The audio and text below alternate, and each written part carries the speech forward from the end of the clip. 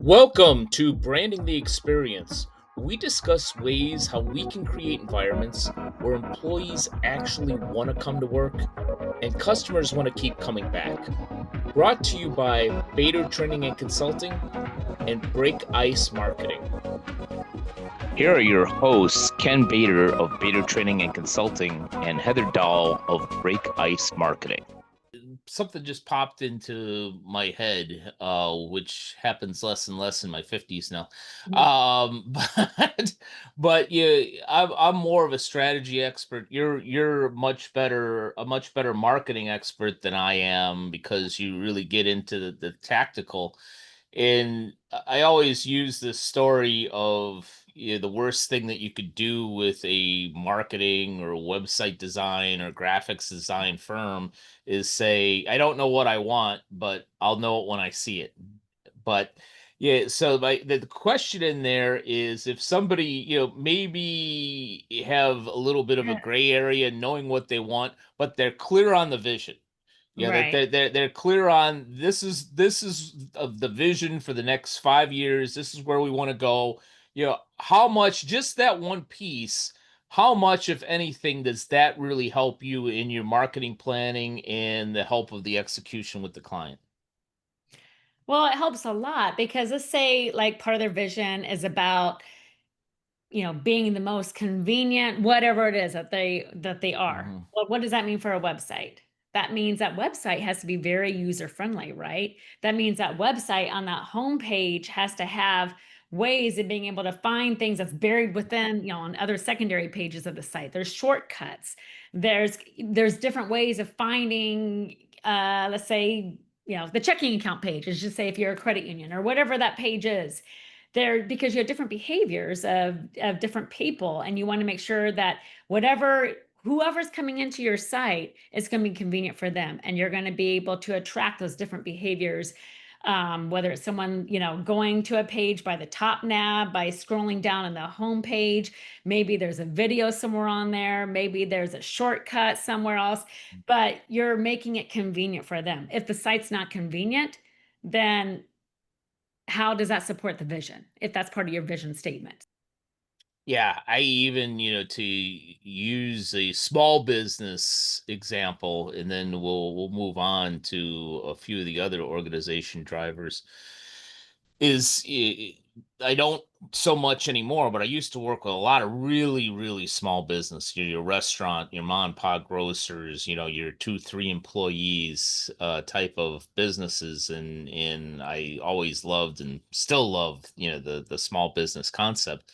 And a restaurant is a good example because the restaurant business is tough. Yeah, Mhm. it's really tough. And to get, a restaurant owner to do a whole strategic planning session, with vision, mission, and Right. brand associations is kind of unrealistic. Mhm. But I always found it's like, okay, well, let's hone in on this one piece, the Mhm. vision, because at least if we have that, we could build a plan, we could build a culture, we can build an experience out of that. Mhm. And so, because the worst thing that I would come in that I would see is, a restaurant that would say something like, "Oh, we want to be this family friendly environment." Mhm. And it's like, okay, I can work with that. We can work with that from a marketing standpoint. We can work with that from a service standard and culture standpoint.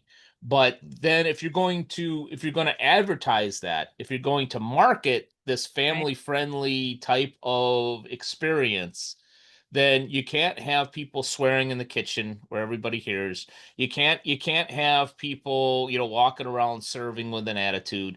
And for God's sakes, yeah, the first thing that needs to be done is when they walk through the door, they need to feel like they're welcome, like they're coming home to family.